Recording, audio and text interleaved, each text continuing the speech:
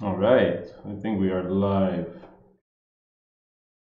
Yes, we are. We're going live. Great. Hey, everybody. Come on in. All right. While people come in, I will just start talking a little bit. You guys, if you have any questions, feel free to ask in the chat room. Hi, Khan. Welcome. Happy Sunday to you.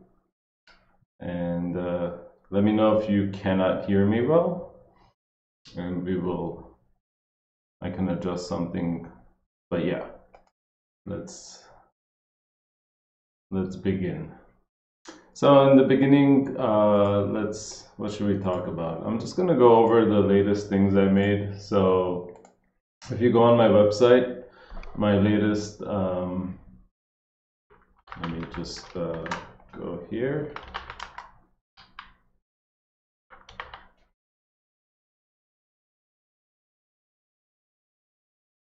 If you go to my latest blog post, all right, everyone's good. Stream is good. I have to double check because hi, okay, good. Stream is healthy. YouTube says it's all right. That's good. YouTube live is harder than you think. It's, yes, good. Excellent. So, welcome everybody. If we go to my website, my latest blog post is Deep Thoughts and Reflections on 2020. If you haven't seen that yet, basically I go over like a lot of my thoughts on what my experience was like with 2020. I lost my dog. I lost my uncle to COVID-19, and like I also talk about the documentary called The Social Dilemma, which basically illuminates how screwed we really are because fake news on social media spreads 6 times faster than the truth, and disseminating fact from fiction becomes harder and harder. This results in extreme polarization, which can ultimately lead to the crumbling of democracies, the global economy, and the end of humankind as we know it. Okay, that sounds really dramatic, right? But it's very interesting. We're living in very interesting times. Like, for example, recently, just a couple days ago, Twitter basically banned Trump permanently. And I tweeted, I'm not a Trump supporter, but the reality here is when the fact checkers decide what the facts are and remove those who go against their data, who will fact check the fact checkers, right? So this is a dilemma because overall, like, it's great that Twitter is putting the smackdown on things that are bullshit or potentially bullshit. But do you think Trump supporters are going to think differently now because they did that? Probably not, right? And the polarization, I think, is going to continue even more. Like, I think things are going to get really, like, if you, like, imagine for the last 4 years, Trump is telling everyone that the media is fake and trying to slam him down, right? And then Twitter goes and bans him. That just confirms their confirmation bias that the media is out to get him and keep him down, right? On the other hand, ethically, it's good that social media sites are putting a clamp down and trying to help you understand what's real and what's not. But it might be a little too little, too late at this point, you know? So I found that really interesting. Um, I found that pretty interesting. Is the stream good? I'm getting like a weird message.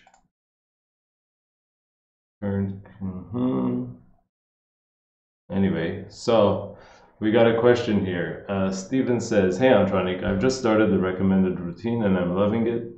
I'm working really hard in the workouts, but I don't feel aches or muscle pain the next day. Am I working hard enough?"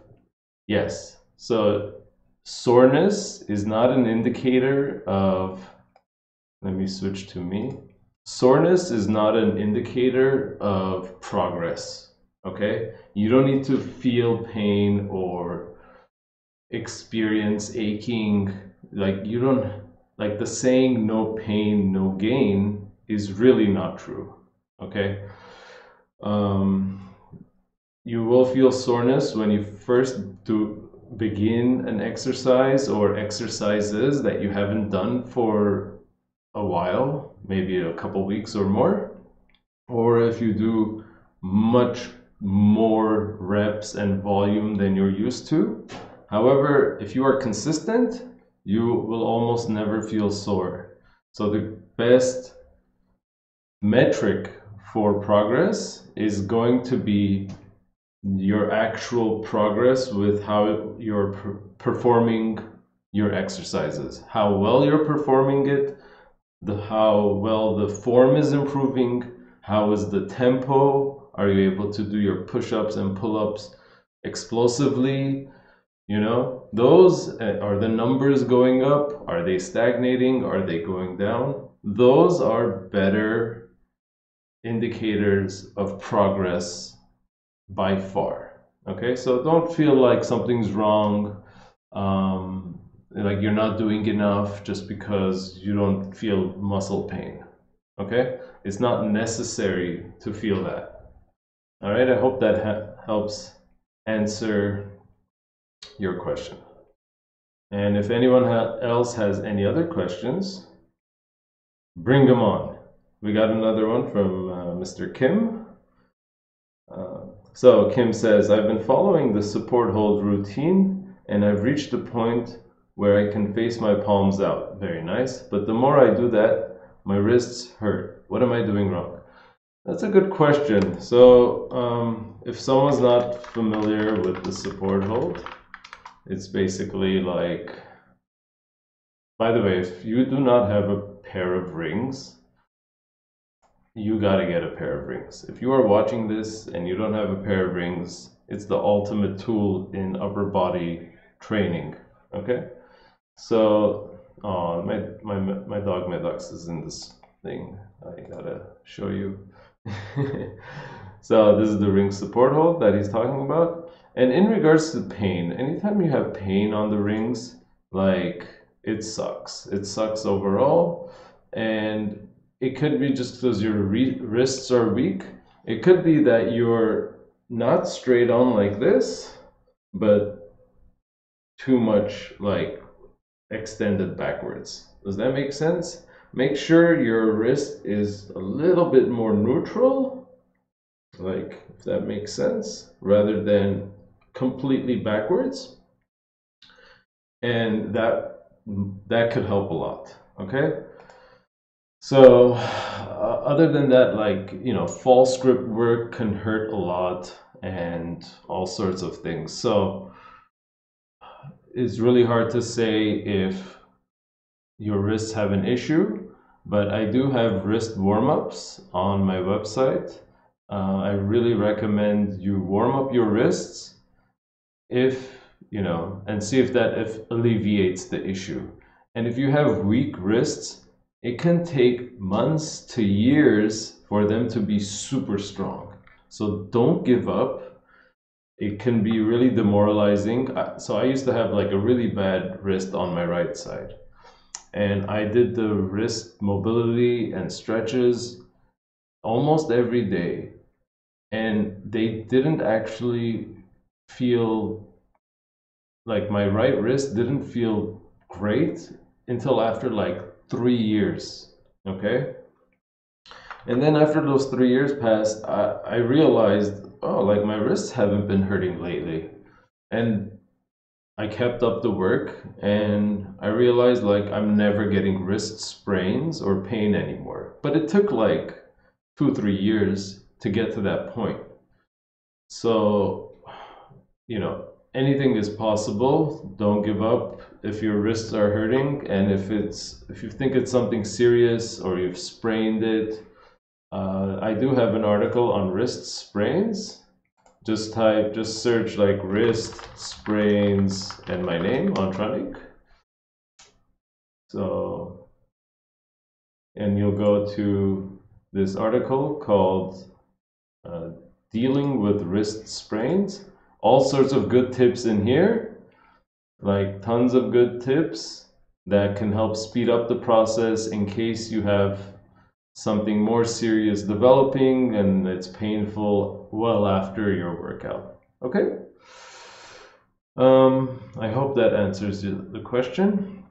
But yeah, like in general, like just keep it straight if you can, if it's not straight already. Okay? Nice. Congratulations, Khan. You recently got rings as well. Rings are awesome. Speaking of rings, you guys know the video I made recently? Oh, this is blurry. Maybe I need to fix this. Let's try this. Basically, this exercise is called the mantle chin up. I will show you right here. Sorry guys, I'm just trying to go to the right spot. This exercise right here. You see how one ring is lower than the other? So just like basically you're starting out in a mixed grip position. One ring is lower than the other. And the greater the difference between the two, the harder it gets. It's a fantastic exercise. So the reason I'm sharing this, by the way, you could find this if you just type mantle chin-ups and my name. And the reason I'm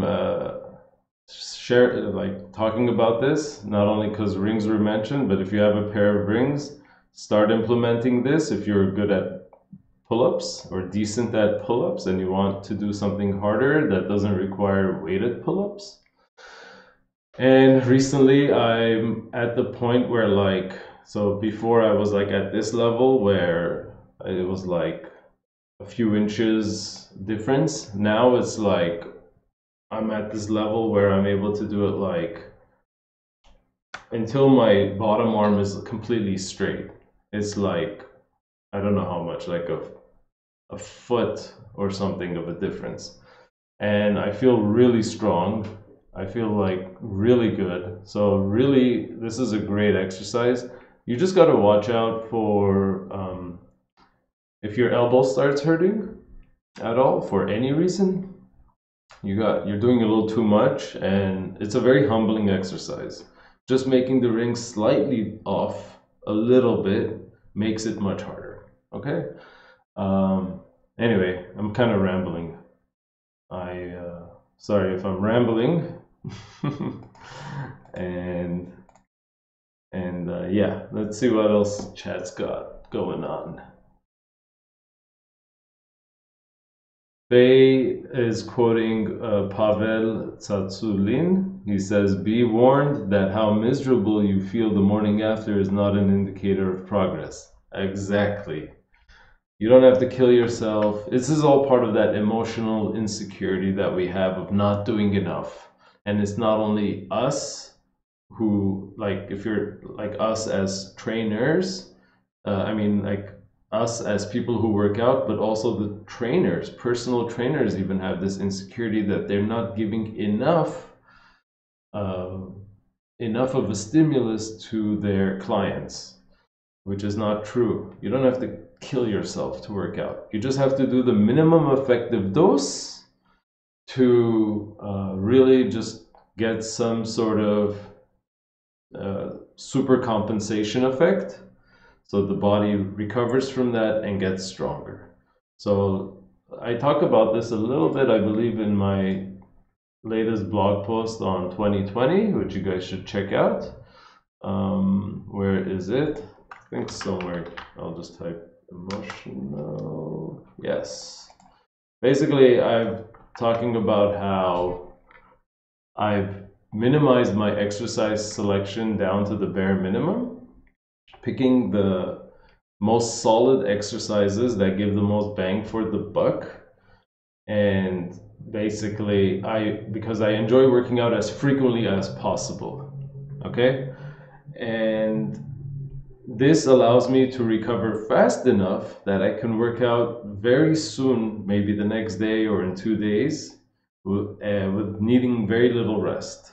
And I find that this works really well. So basically, I'm not killing myself super hard every day or every workout. I'm just doing just enough, maybe a little more than the last time, to have a little bit of progress, and it's super safe. I get some movement in, I feel good afterwards, it ingrains good habits, it helps you stay consistent, and so it has a lot of benefits, I feel. Okay?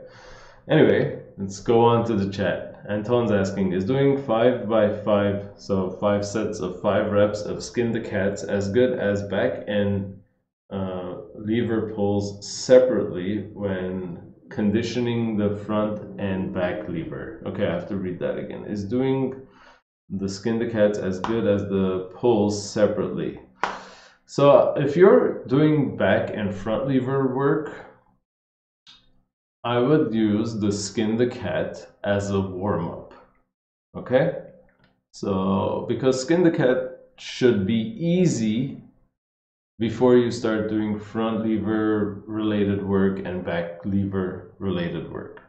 Okay, so that's fairly simple. I hope that answers your question. Basically, use skin the cats as, and if someone doesn't know what's skin the cat, just go skin the cat Antranik, and you'll see what that's about. And I don't know why this keeps coming up. There we go. Nice. Well, thanks everyone for joining, by the way. This is really fun. I hope everyone's having a good Sunday, or had a good Sunday, depending on your time zone. This is the skin the cat exercise that I'm doing on the video right there. Wow, my dog is looking at me. Rest in peace, little doggy. Okay, so Anton says, I have weak wrists too. I had to stop doing planche leans and now focusing on handstand. I still feel a bit limited by them, but improving. Good. Handstands are also hard on the wrists, but you know, you got to do what you got to do. You got to do your wrist preparation and keep at it. Yeah. Yeah, so Kim, a good thing for the wrist prep, where is it? I mean, just type, I believe you just type wrist preparation, not my name, but GMB. This is like one of the best. Let's find it. I think they changed the title of the name. Yes, I think they changed the title. It's not this one, it's this one. Gotcha. Okay, so just type Kim, just type wrist prep routine. You know what, and this video has great exercises, and we'll just tag you and put this in the chat room right now.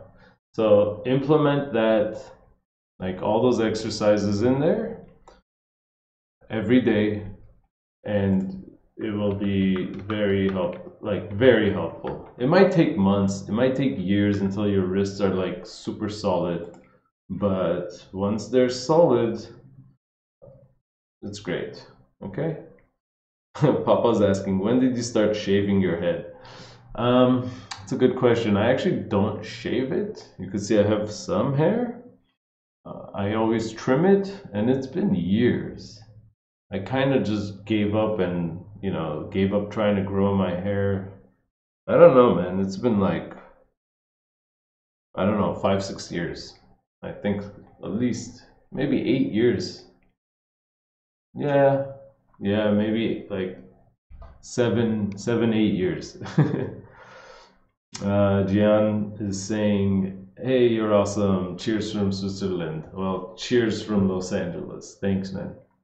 You're awesome again. What are your thoughts on weightlifting, by the way? Weightlifting is great if you enjoy it. So basically, like my whole like philosophy is like do the things that you actually enjoy. Set goals that motivate you and inspire you. So if you want to do like a back squat, a super heavy back squat, deadlift, whatever weightlifting you have in mind, do it. Um, if you don't like weights, if you don't like that, if you don't have access to a gym right now and you don't want to buy all these weights, or you live in an apartment and you can't slam weights, otherwise your neighbors will go crazy. I mean, there's all sorts of reasons why you might not be able to use weights. But if you if you're okay with weights and you enjoy them, it's great. And one of the best things to do if you do enjoy weightlifting and you enjoy bodyweight exercises is to combine the two. Because weightlifting is the fastest way to get stronger in a linear fashion.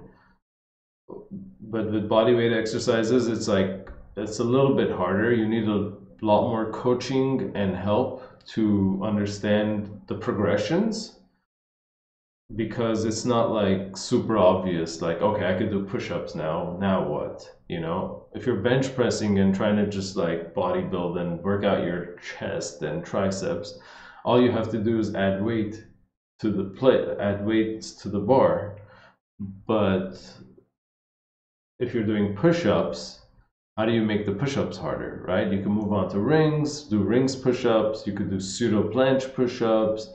You could raise your legs, you can move to pike push-ups, maybe handstand push-ups. So it's not as clear, and you might need coaching or training by someone like me or whoever is local to you to help you, guide you there.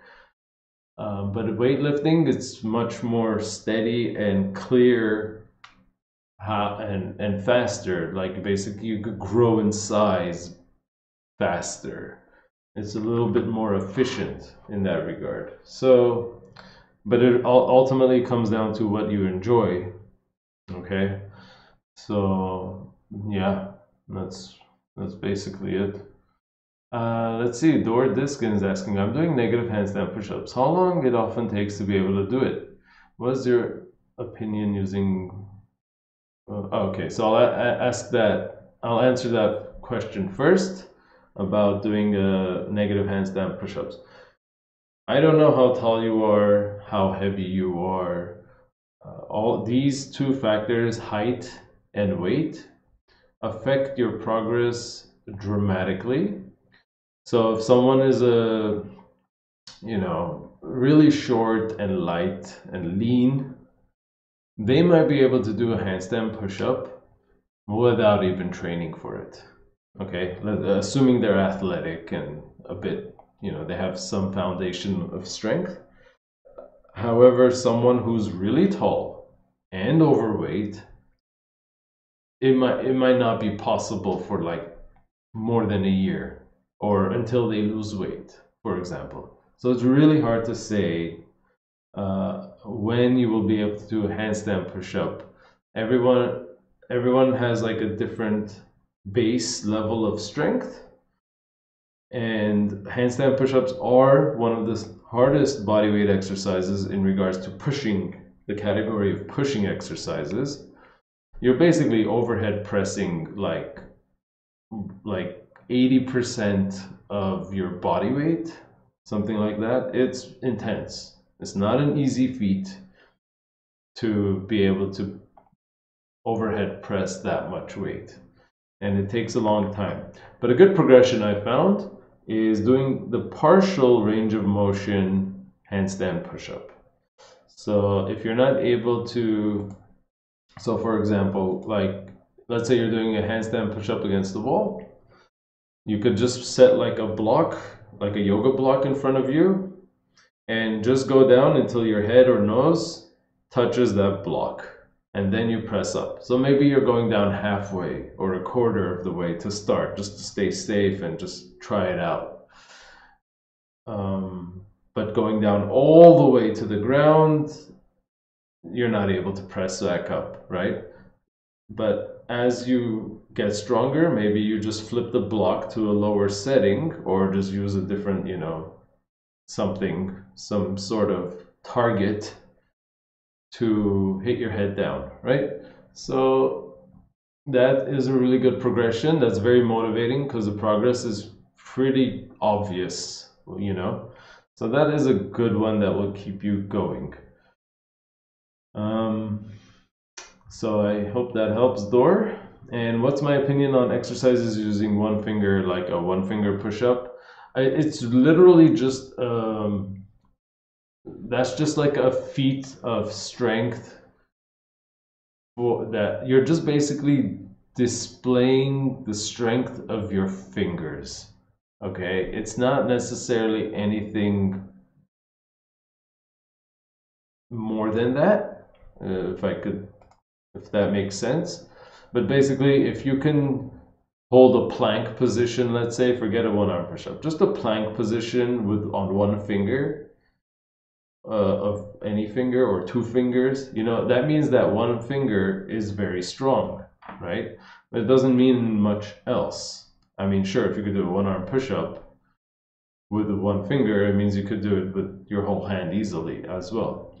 But if that's a goal for you, to have like strong fingers for some reason, that's cool. But other than that, like, it's a very like specific sort of strength that's really just isolated to your fingers. So yeah. Hi everyone. Hi people who are saying hello. Pipper and Growl King. Thanks guys. So Andre is asking how to combine the front lever if that's my main goal, and also getting my handstand push-up number from 2 or 3 to 5. I think I need some more hypertrophy in my workout. How would you combine that? Combining front lever with handstand push-up is like a very easy thing to combine together. You can literally just do one set regarding the front lever and one set of the handstand push-up until you do like 4 or 5 sets of them all. So because they're just alternative, like one works out like they both basically work out completely different sets of muscles. So, you know, you could do the handstand push-up and then rest like less than a minute and then move on to the front lever and back and forth like that. In regards to hypertrophy, basically, I do have a hypertrophy routine if you want like the maximum. So basically you just go antranik.org and then / hypertrophy. I'll just put the link in the description and tag you, Andre. Basically, in this routine, it's basically the most efficient way to get stronger. It's a little more complex, so I don't recommend it for beginners. And you have to be eating enough if you want to make sure that you're gaining muscle. Okay, it's very hard or impossible to gain muscle if you're under eating. Okay, when you're under eating and you're trying to lose fat, don't expect to get bigger.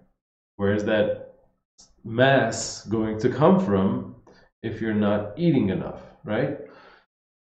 The best you can hope for when you are on a cut and eating at a caloric deficit is to maintain that strength that you have. That's your number one goal. And if you get stronger, that's just icing on the cake.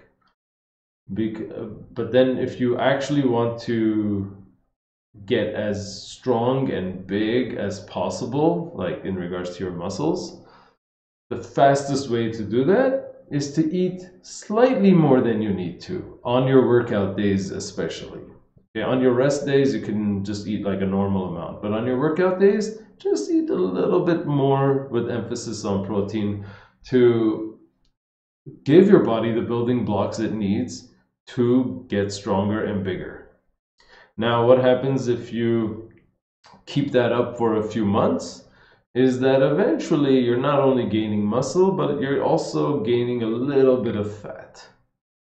Because with that anabolic effect, anabolism just means growth. You're not only packing on muscle, but you're also packing on a little bit of fat. And that's normal and to be expected. But that's the fastest way to get stronger, because you're sending a very strong message to your body when you're eating or overeating a little bit that you want to grow. And whenever you make a clear message of either overeating or undereating for several weeks or months, the effect is very strong.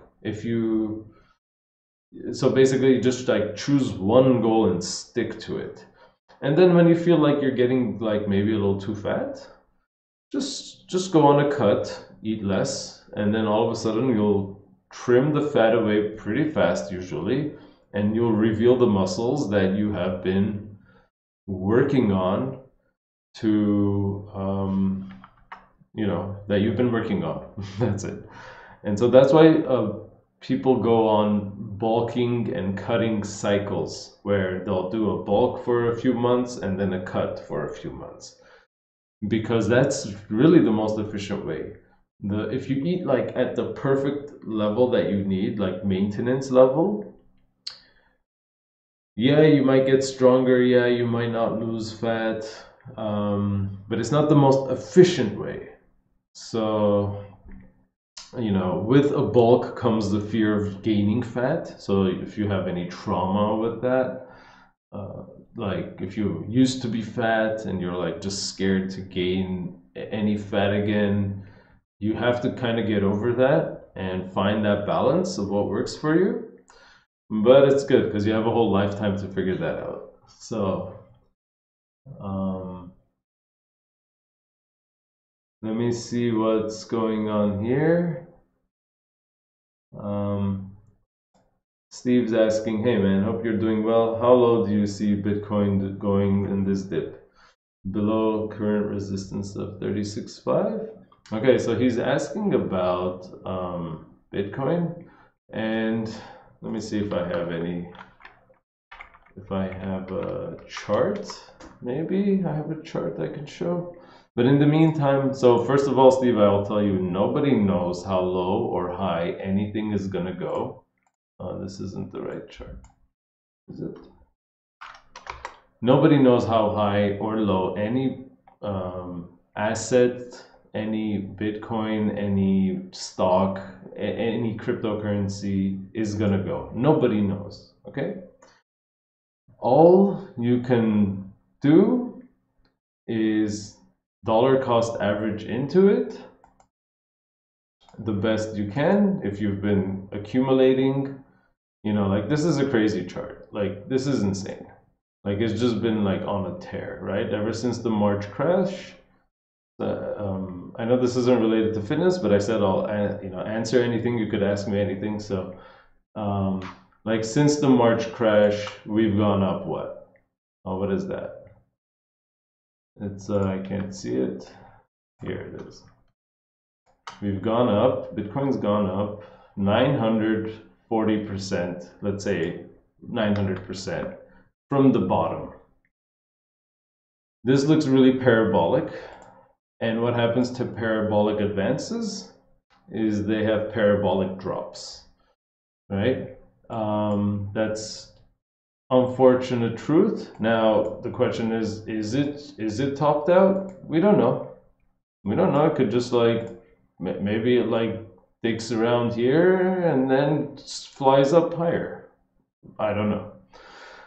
So it's really hard to say. If you're a trader, the only thing you can do is define your entry, your risk based on your stop, and your exit plan for whether things go the wrong way or the right way.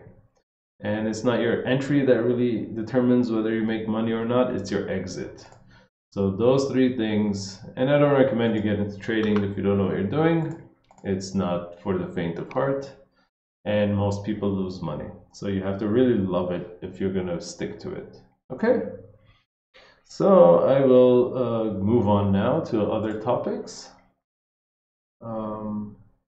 Andra says, my handstand push-up took 1 year, starting from not being able to do a handstand. I'm 189 centimeters and 84 kilograms. That's a little bit on the heavy, or let me see what 189 centimeters is in feet.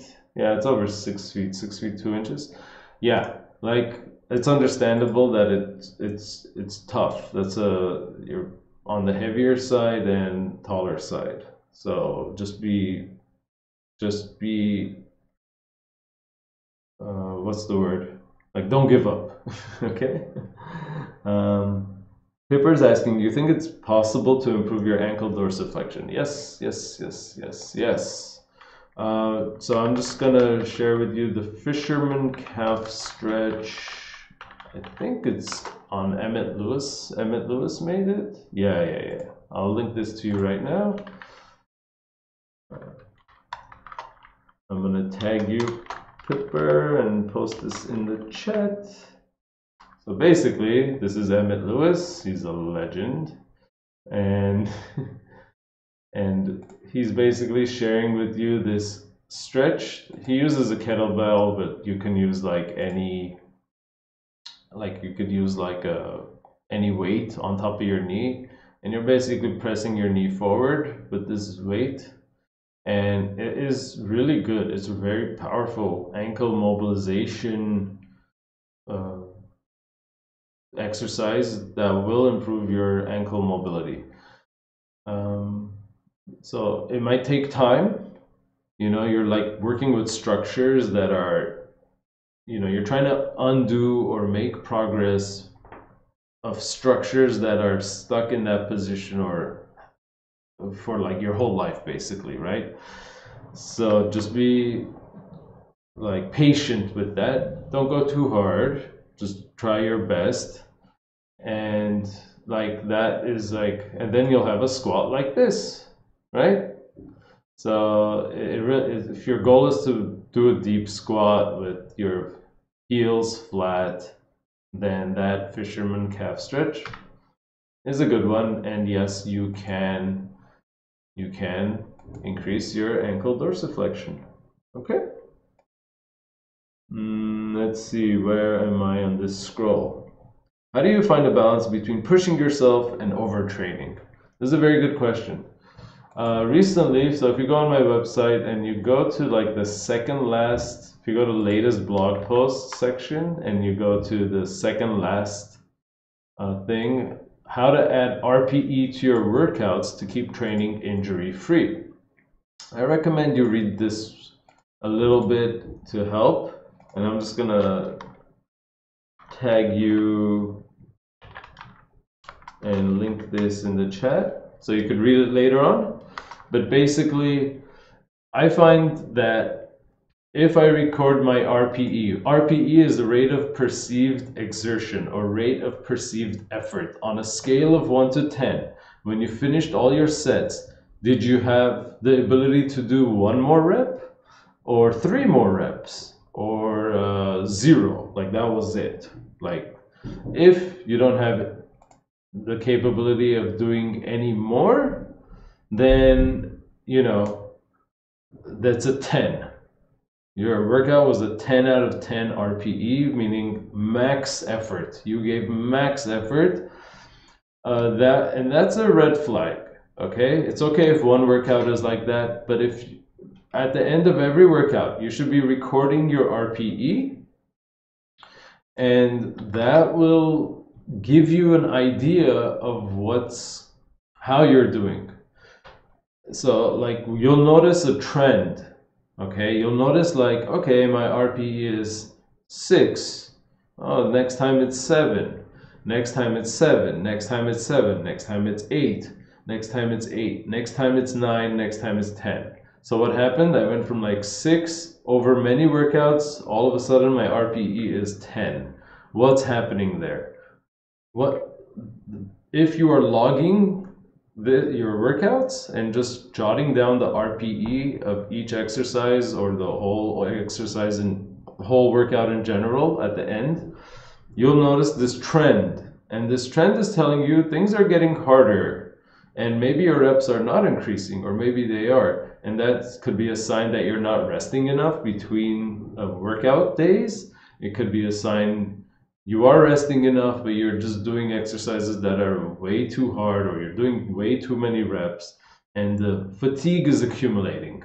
Okay, and that's normal to like go through a cycle of things are getting a little too hard to, and then if they are getting hard, I would say keep everything at the level that you're at currently, and take, rest appropriately, and then just go back to your workout and try to do the same number of reps again, and just keep doing the same intensity, same volume, same number of sets and reps until you'll notice, like after a few workouts, what used to be a 10 is eventually going to go and become a 7. So it's going to be a lot more manageable. And that means like, oh, this is good. Like you've allowed the body to recover a bit. You keep just doing the same workout at the same level, and that will help you have some semblance of balance. And eventually, when you feel comfortable, like your perceived effort has gone down significantly, you should feel like, okay, I can start pushing again and increasing the number of reps very slowly with each workout, and just be patient with that.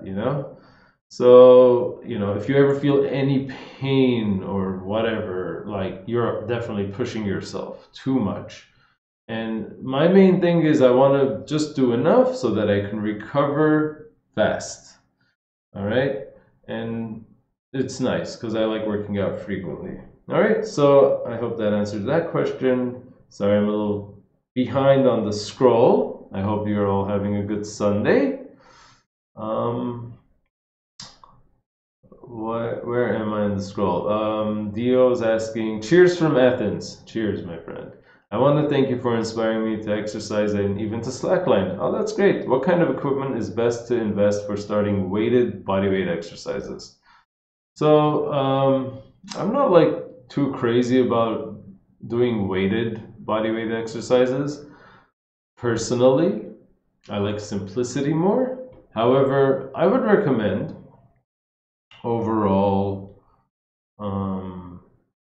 like basically, if you are doing weights, like with weighted pull-ups or weighted dips, just get a dip belt and plates that you could put through the dip belt.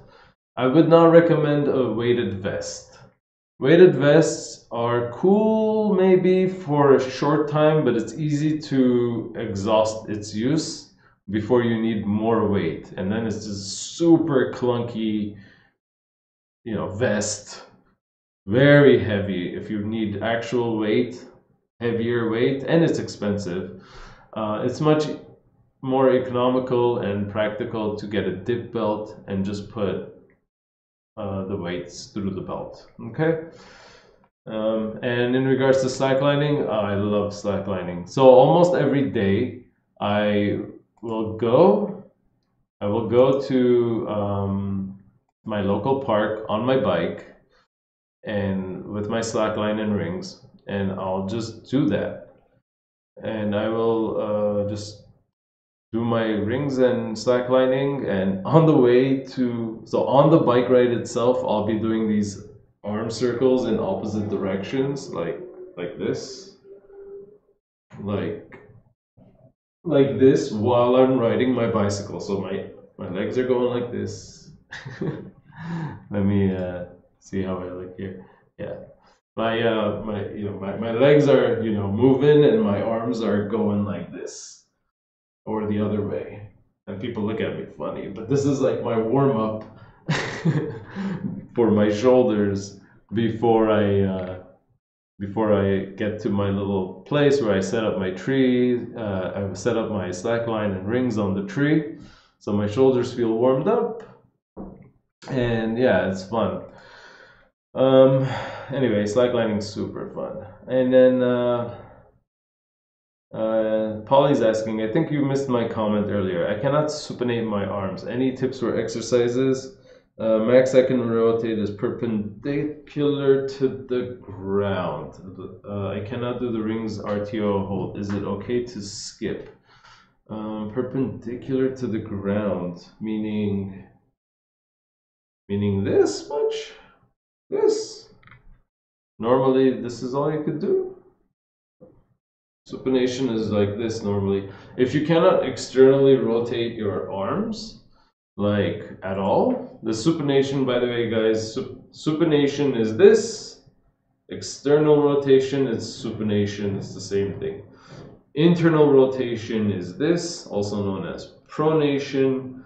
Easy way to remember supination is this way, is to remember a bowl of soup goes in your hands like this, right? Supination. Anyway, so that's just a little mnemonic. And if you really can't rotate it that much, you should see a physical therapist, I think. That's strangely tight, very, very, very, very tight. And I don't know what else to say about that.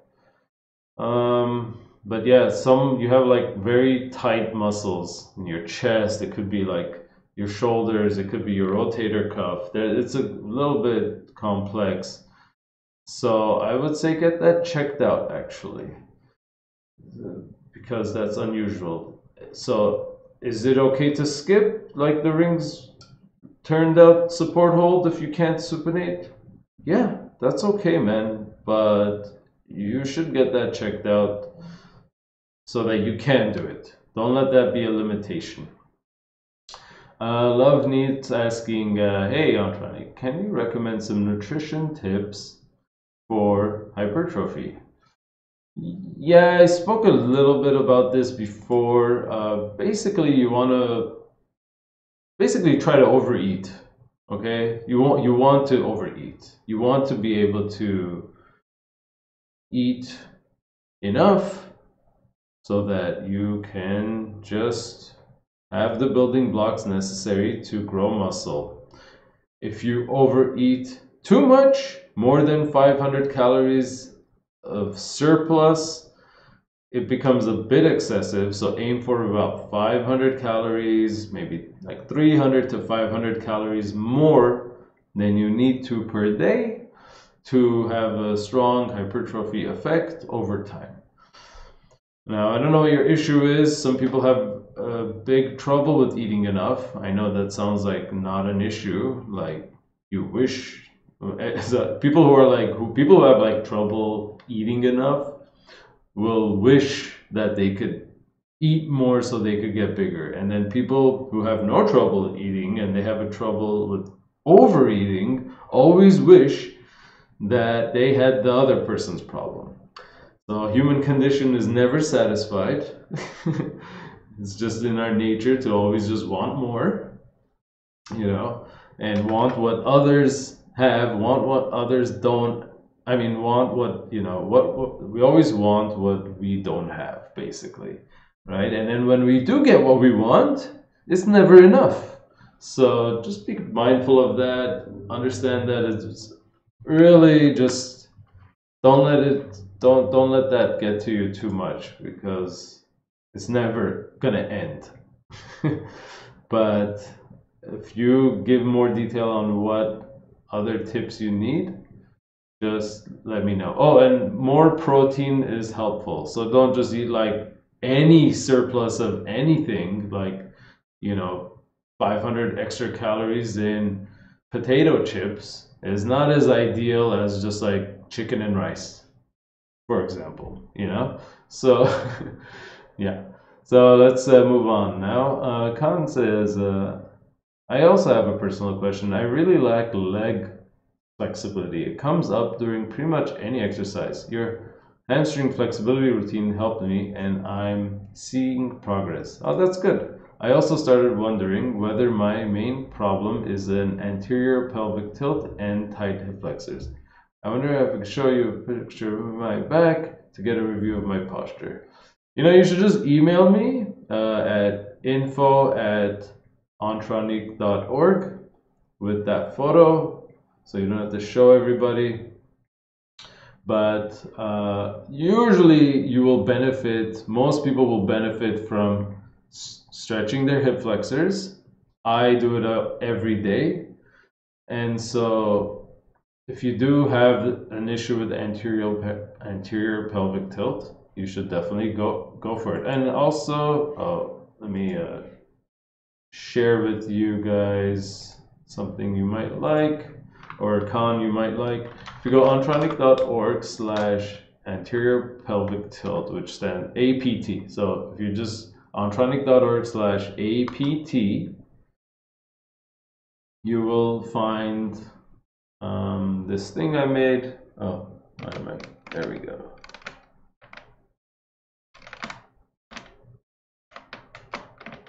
All right, there. You'll find this article I made on how to fix your bad posture in 4 steps. Be sure to check this out. I'll just link this to you. Why am I saying the whole URL out loud? And I could just link it to you. There you go. It's in the chat now. And, you know, implement some of that. Maybe you'll find that you'll have better posture eventually by just doing these 4 things. Okay. Oh, and I do have I don't know if you guys have seen my, where is it? I have my yoga playlist. I'm gonna share this in, here we go. I'm gonna share this playlist with everyone. I believe this is the right one. Yes, it is. Can I tag everyone? No, I can't. Yoga video playlist. Boom. You guys, this is a YouTube playlist of all my follow along yoga videos, and then there's some tutorials in there as well, shorter ones. You guys, I have so many yoga videos. If you are feeling like you need movement in your life just to do something, anything, like seriously, follow along one of my yoga videos. You can't go wrong. Not to toot my own horn too much, but like seriously, I understand most places gyms are closed and like it's winter, you can't go outside and, you know, ride your bike or do yoga in the park or whatever. Like, just do some yoga at home, okay? It's like, it's the way to go. All right, so I'm gonna move on. Andre says, but why do most calisthenics athletes stay lean all year round? You actually don't know if they stay lean all year round. Maybe they do, maybe they don't. In honesty, people who are really lean in general, even they are less lean sometimes. And you might think they're not, but they are. And maybe their standard is different from the average human population. But they fluctuate and go through cycles as well. So don't compare yourself to like the 0.1% of like superhumans on YouTube who have like, first of all, usually these calisthenics athletes on YouTube in particular are very young, and they started when they were young. So they started at a huge advantage, and they're able to like, if you start like that with a good foundation, you're able to like really make headway. But even they are oftentimes the unicorns, meaning like they're more rare than you realize, because in general, also, and the whole fitness world in general is riddled with drug use and steroid use. So sometimes if you're comparing yourself to others, that it might not be realistic at all, because they're literally aiding themselves with drugs. Okay, so it's a dirty industry, as ironic as it sounds. You know, the health industry is not necessarily healthy all the time. And there's a survivorship bias where you are exposed to only the people who are making it big because of their aesthetics, you know? So you have to realize, like, when you're out on the street and you look at other people, or you're at the beach in the summertime and look around, most people don't have a six-pack. Like, very few people are very lean or lean at all. Most people are overweight, unfortunately. Most people are very overweight. So anyway, I think I'm rambling too much again. So Anton's asking, a clean 3-second full planche at 5'11". Is it possible? It's gonna be very difficult. I would say go for a clean 3-second straddle planche at your height as a goal. That is possible and realistic, but even that is extremely hard.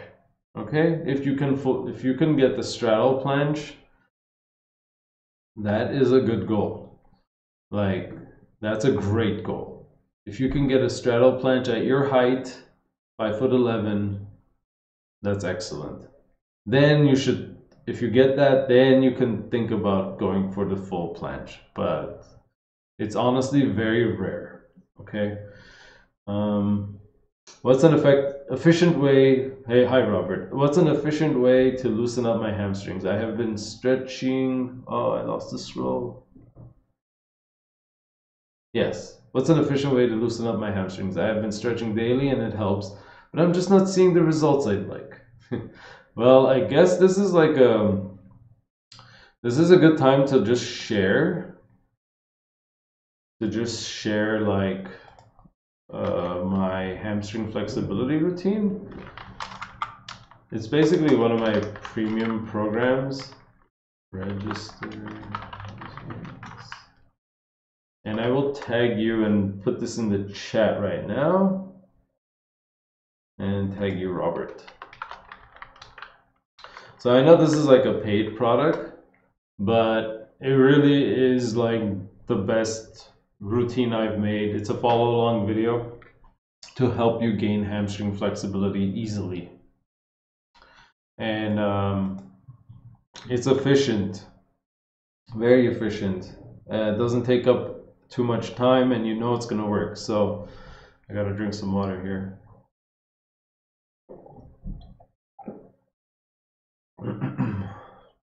So Steven's asking, if I were to eat a 500 calorie surplus, the calculator says I have to eat 2,500 calories a day. But before, I was eating 1,700. And 25 feels insanely large to me. So first of all, if you know that 1,700 is your maintenance level, just add 500 calories to it. So 2,200. Remember that calorie calculators, are just estimates. They don't know your metabolic rate as well as you do if you are tracking your stuff. Okay? So if 2,500 feels insanely large to you, start a little lower. You know, it doesn't have to be exactly 500 calorie surplus. Okay? And will it get easier over time? Probably. So like the stomach itself has a tendency, it's elastic. Okay, your stomach is elastic. Like when you eat a full meal, it gets a little bigger, right? And if you don't eat much, like if you're under eating consistently for days on end, your stomach will shrink a bit. And so if you're overeating every day, stomach gets bigger and bigger, and it takes more food to feel fuller.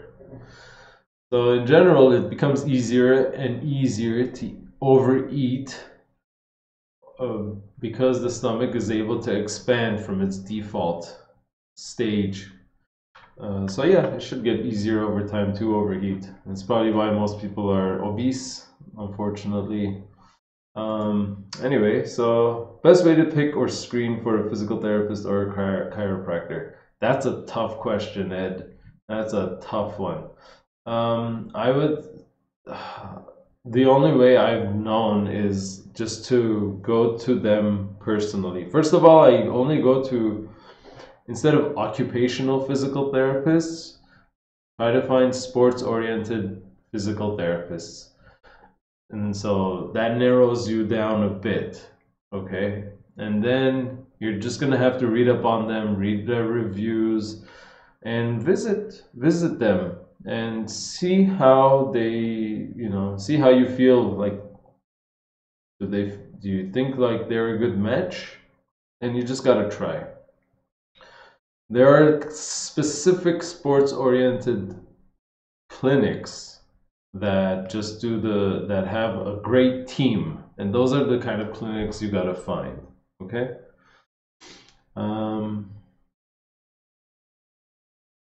Aziz, you're asking a question about the front split, or the progression. You did a full front split, but today you feel your hamstrings very tight. Is it okay? Yeah, I mean, your hamstring could be sore because you did front splits. If you stayed in it for a long time, I mean, it's normal for it to feel sore the next day. If you just stayed in it for a while, it's tough work. Like, flexibility is tough stuff. So yeah, it's normal. Yeah. Foot Volley says, hey everybody, a huge hug to you, Antranik, for all the information and the constant motivation to train and improve. Also, the rings routine is awesome. Okay, I'm glad you like it. I have a rings routine that's one of my premium programs on my website. You guys could check that out if you want. Sorry to hear, Polly, that you actually cannot externally rotate. Yeah, there's going to be some tightness there. Let's see. Anton's asking, should I do RPE 9 every set, doing less reps every set, or keep the number of reps constant, aiming for a 9? Honestly, you should be aiming for like 7 to 8, maybe a 9. I don't really count it for, I don't jot down what my rate of perceived effort is after every set. I kind of just jot it down at the end of all my sets to really know how fatigued I really am. So, so I would say, so you could keep the reps constant, but aim for like 8 if you want like a number. But it doesn't have to be. Just remember that it's the trend that matters. You'll notice a trend over time of the effort feeling harder and harder, or less harder. And it's the trend that you want to make note of. And it takes many workouts to figure out the trend. Just stay consistent with your reps until it becomes clear to you. All right? Oh, I see, Polly. You have this issue called for your arms. I see. I don't have any information on that. So it's probably a good idea to skip the rings turned out support hold for you. You have the unique situation. So yeah. Purple's Peeler says, I'm plateauing in the splits routine. What should I do? That's a good question. You could be plateauing because you're doing too much. Maybe if you don't feel you're doing too much, then you can simply, like, let's say when you're at the end, you are, let's say, working on your front split, get a lightweight. It doesn't have to be an actual weight. It could be like a bag of rice.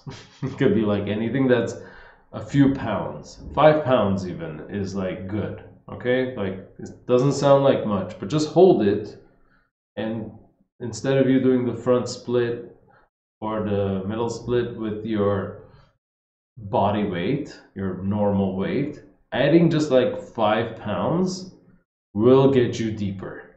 Okay, like 10 pounds is a significant, like I don't know how heavy you are. It depends how strong your leg muscles are and how much more resistance they need to overcome.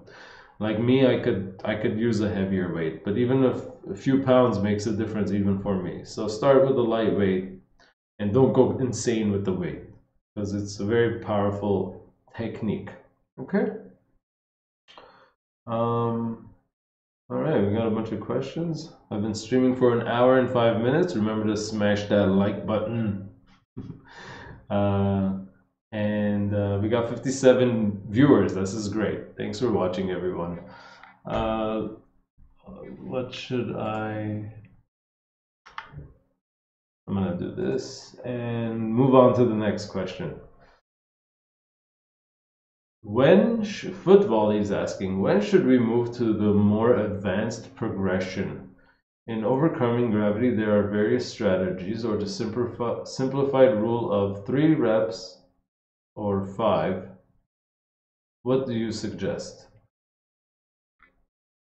This really depends on the exercise to know when to move on to the next progression exercise. I personally won't move on to the next one until I can do at least 5 reps of it.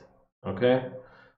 You could also get away with 3 reps if you like, and spread it out over like 5 sets and build that up slowly. Just know that when you're doing something too intense where you can only do 3 reps of, you are putting more stress and risking a little more injury.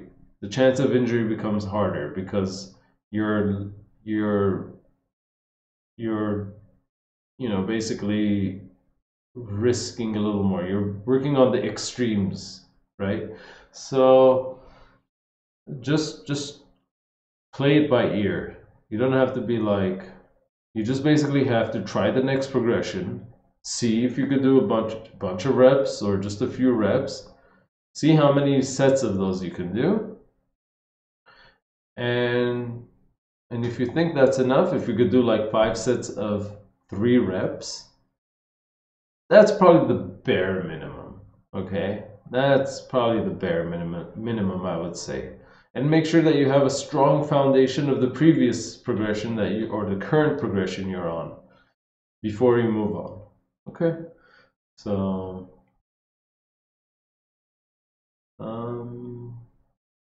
Purple's asking 13 sets of straight arm and 16 sets of bent arm. Is that overtraining? And you're writing that you're skinny and you do MMA. Are you asking if 16 sets of bent arm work is overtraining? Like, what are you doing exactly? You're doing like 4 sets of pull-ups, 4 sets of rows, 4 sets of push-ups, 4 sets of pike push-ups. It's a bit much. You could probably get away with 12 sets overall if you were doing 4 of those exercises and 13 sets of straight arm. I mean, yeah, I would say, like, if you feel like you're overtraining, like if you feel run down, if you're feeling like things are getting more difficult and you're not progressing, or your sleep is affected or something like that, you're definitely doing too much. More is not necessarily better.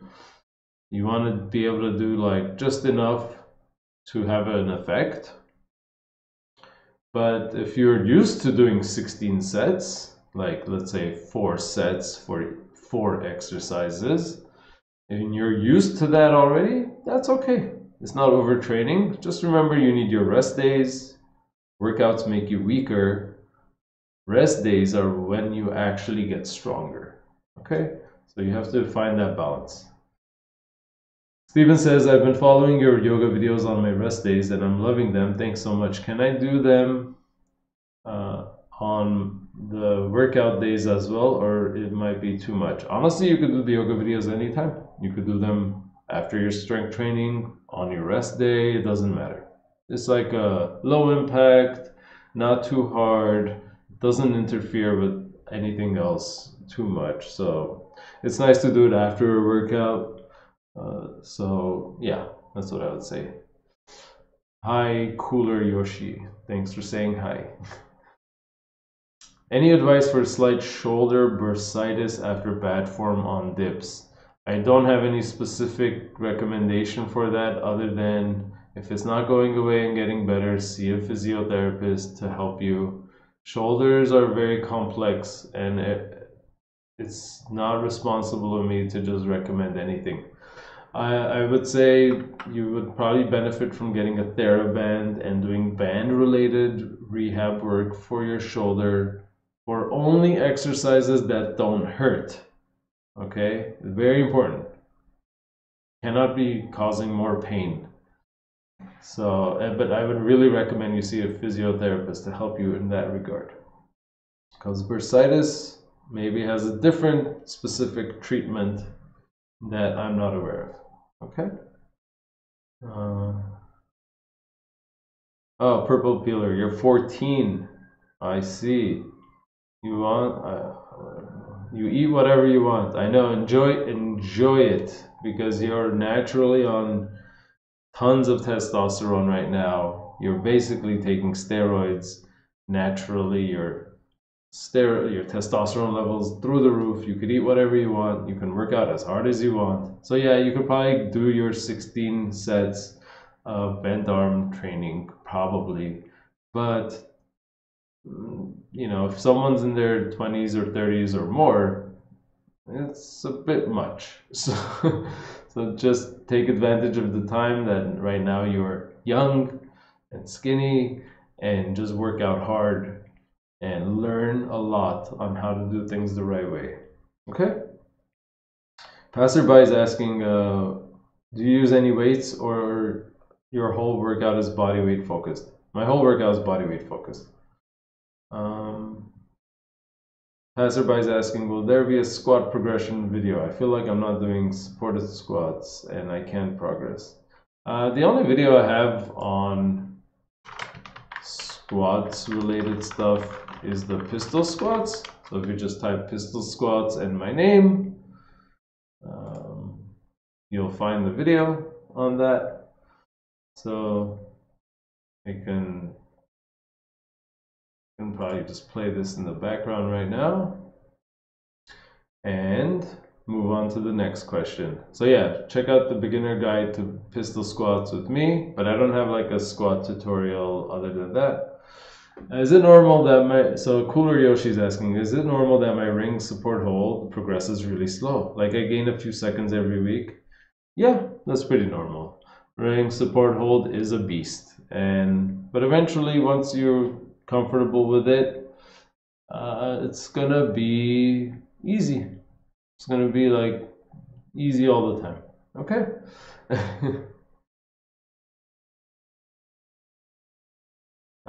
VS is asking, I want to follow up. Are adding kettlebells necessary with calisthenics? I don't need mobility and weight loss. Okay, it's not necessary. No, it's not necessary to add kettlebells. Kettlebells have their use, but no, I would say it's not necessary. Can you do a bunch of stuff with them? Yeah, you can, but it's not necessary. Okay. Anton says thank you and you're welcome in regards to that. Panterix is saying, I have a doorway pull-up bar and rings. As a beginner doing the recommended routine, is a dip bar or parallel bars worth the investment? No, I don't think you need the dip bar or parallel bars. Your pair of rings should be fine. It will be providing a lot of challenge and keep you busy. It doesn't take up much space. And yeah, so I would say You don't need parallel bars, and just your pull-up bar and rings are pretty good. And eventually when you're doing dips on the rings, it's great. Okay. Best thing for back pain. That's an interesting question. So unless you have like some herniated disc or something like that, like make sure you stretch your hip flexors in a lunge every day. Just I think if you just go low lunge, yeah, if you go antranik.org/low lunge, and I'll just tag you if I could, because your name's all underscores. How do I even? I just put a link in the chat. I can't tag your name because you're just like underscores. And yeah, so do that. Do the hip flexor stretch. It's really good for the back pain. And then do some yoga. Do some yoga. Do some yoga. So like the most common reason for back pain is just literally being sedentary. If you're not doing any activity, you're gonna have back pain.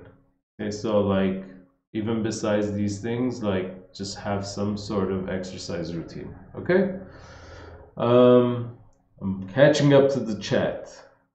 When stretching, should your knees be locked or not? For example, when toe touching. So you can stretch. So like in regards to touching your toes, it's a hamstring flexibility thing. There's bent leg flexibility and straight leg flexibility. It's good to work on both, okay? Your legs, you can stretch your hamstrings when they're locked out and when they're bent. In general, straighter is going to feel more painful, and it's a good way to go. Like you will build the straight leg flexibility if you work on it with straight legs. So, but it's a little more complex than that.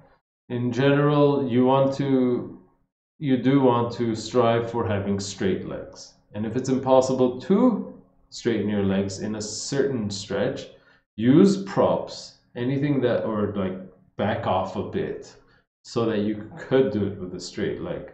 Okay? So, what's next? Aziz is asking, I wanted to ask, how can I choose the right progression for a moving pattern? Without knowing what is the pattern you have in mind, I have no idea. Carly says, no question, but thanks for all. Thanks for everything. You're welcome.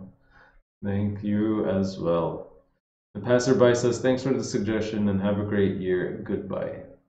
Goodbye as well. We have 60 viewers. Thanks, guys. Remember to just give me a thumbs up. I hope everyone's having a good Sunday here. Purple Peeler's asking too many questions right now. No, I didn't see their planche program or tutorial, so I can't reply to that. So my intermediate routine versus the rings routine, or the recommended routine. That's a tough one. I'm not sure. So the intermediate routine is a push-pull split.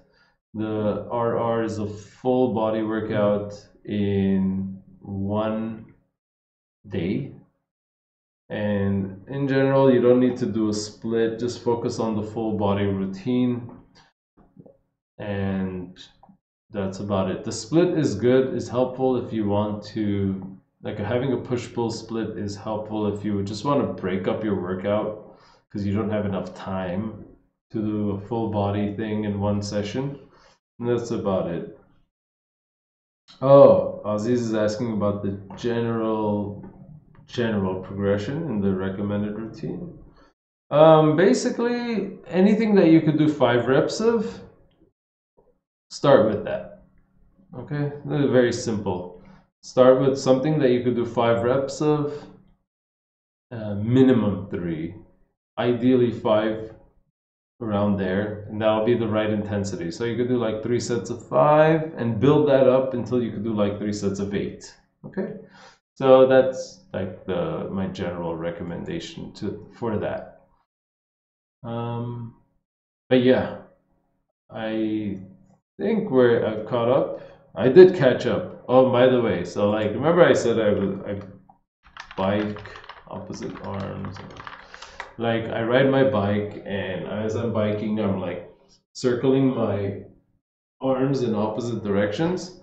I do have like a blog post on that with videos, obviously, of how to do it, and there's like there's levels to this. So I would recommend. So I just put I put the link to this in the chat.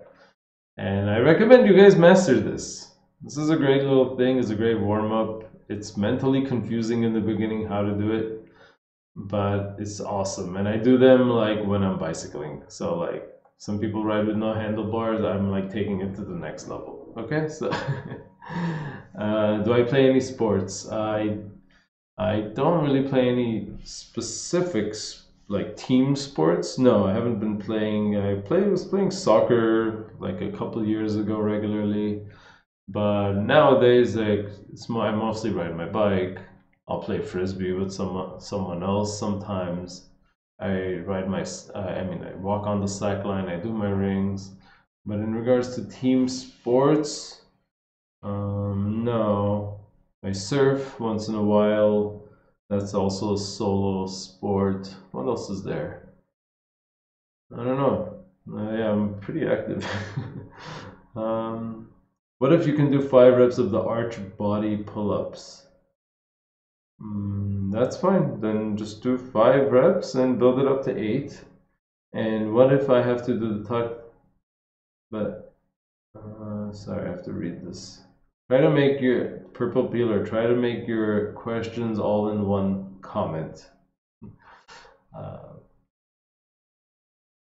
And you have to do tucked L-sit splits that I can do 8 reps of.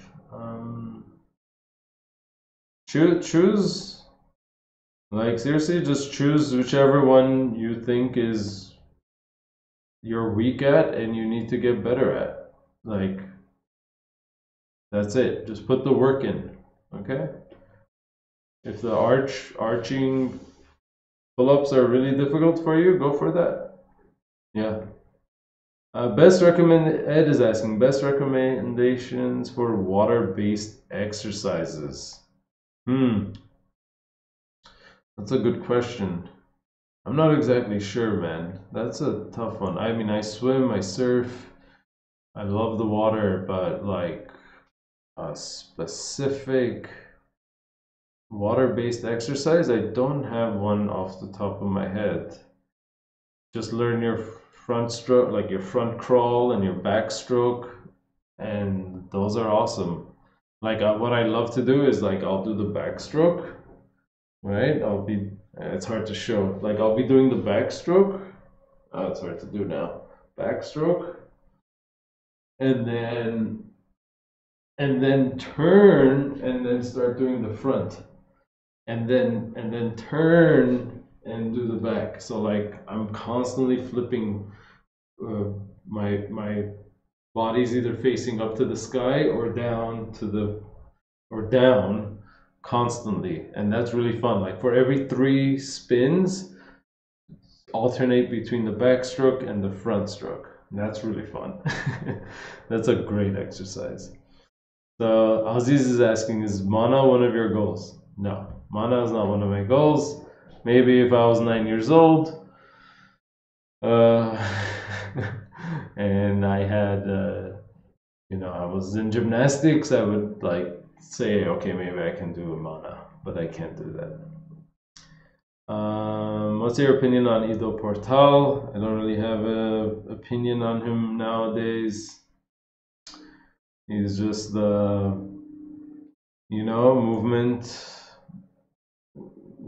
one of the legends who helped spread the word of movement and capitalized on it to the max, and he did well. so that's good. And I've organized all his work in the Floreo project. Cool of you to do this, says Daniel. My question is regarding one-arm push-ups. I have decent shoulder strength, good core strength, and I'm doing weighted push-ups, but I struggle even with the progressions on one-arm push-ups. I feel it most in my shoulders. So, is there any particular exercises you would recommend to work your shoulders for getting the one-arm push-up? So in general, I do not like or recommend the one-arm push-up. You can never do a perfect one-arm push-up unless like you have to straddle your legs all the way. So maybe that can help you. Spread your legs as far wide as possible. Okay. And then elevate your hands. So like, you know, like your, I don't know if you can see here. How do I see here? So I have my hands on the table and I'm just doing it with one arm right now. Just maybe find something where you could find like a table, a coffee table, a chair, whatever that you can put your hand on that's higher than the ground, and just start practicing that. And then look up archer push-ups. Archer push-ups are a great progression toward one-arm push-ups. But in general, I don't recommend one-arm push-ups because when you're doing them, your body is naturally going to be twisting, and it's never going to be actually, there's no way to do it with perfect form. You have to straddle your legs to stabilize the twisting of the torso.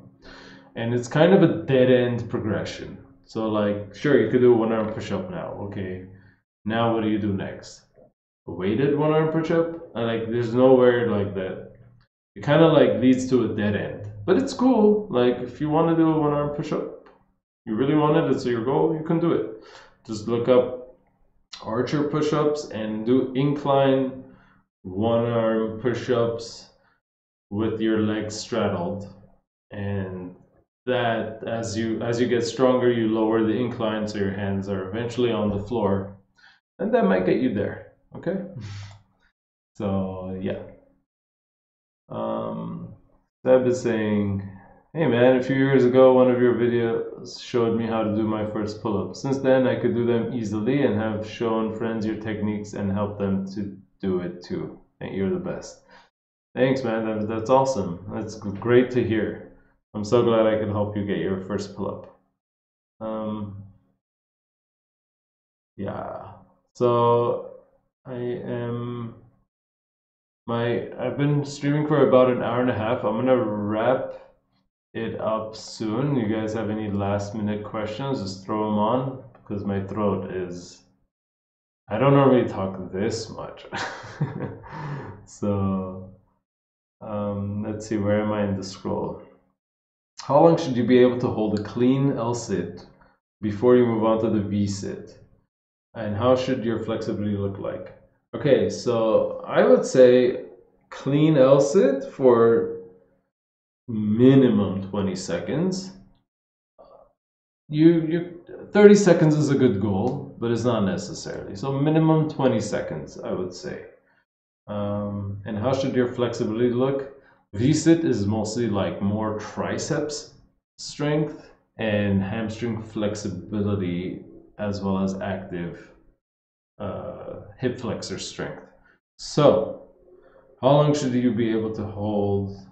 Oh, sorry. How should the flexibility look like? You have to work on your flexibility like a madman.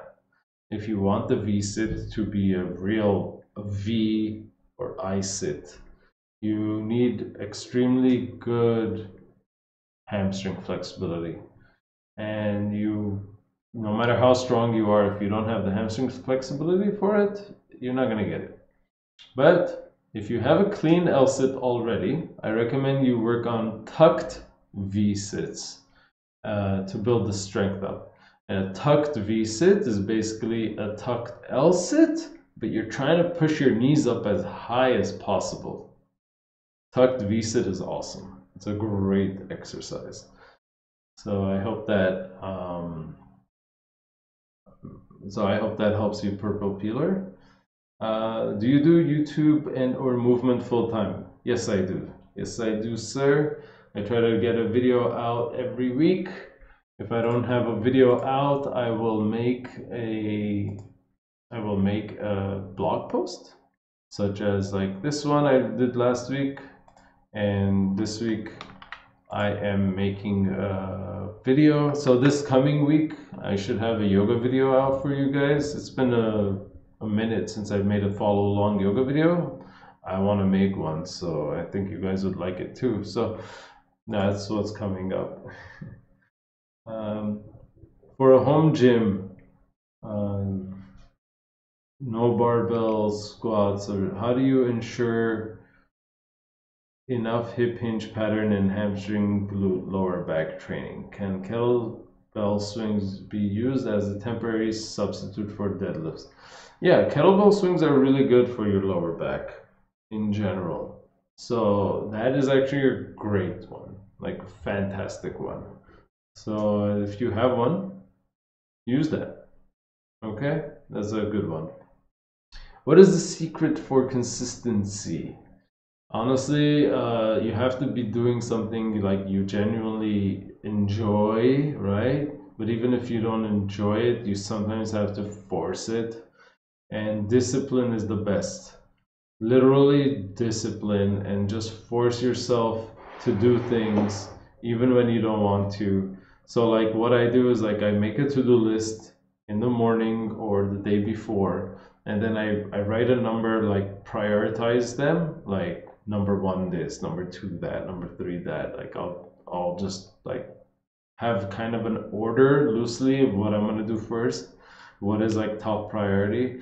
And I know that usually the things that are most important, I don't want to do first. So I'll try to like the thing that I have the most resistance to doing, I try to do that first. And once I get that out of the way, everything else is a breeze. So you gotta have like an actual plan if you want to be consistent, especially when it comes to training.